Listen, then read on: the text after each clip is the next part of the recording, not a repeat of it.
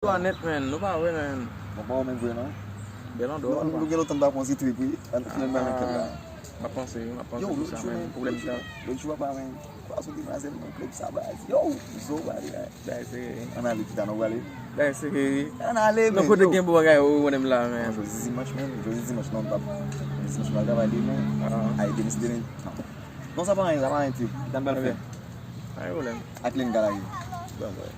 Sambo, ma welo, ma kou bien ma welo. Non, yes men, abe ko novel mula iti. Ano moun di wajen mwen? Aba no show di, sa ka fet. Nou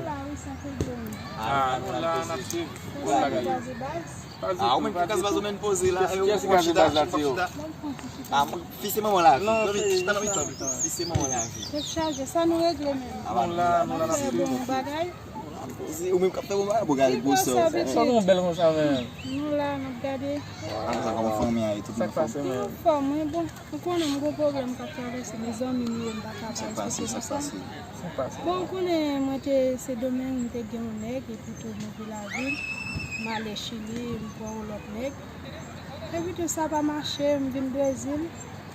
Mwen joun yon bo ti garson piti. Ti garson se waw, li vreman bo.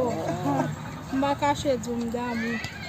E pi mwen kote a mwen mi ati gason, mwen fel pe kaj pou mwen. Na vi, mwen pa lezon mi nou ye, koman ide, ki sa mwen posede. Bon, lot de mesye yo mba kita ave yo, mtoujwa ave yo. Hay foot. Kon me zon mi nou ye, mba konen nou ka bon mwen ide de sa. Bon, sa panse ti yo? Mwen lem gade date mwen zi sa ou. Pou mwen men, Demazora mwen se. Non mwen se, Demazora mwen se. Demazora?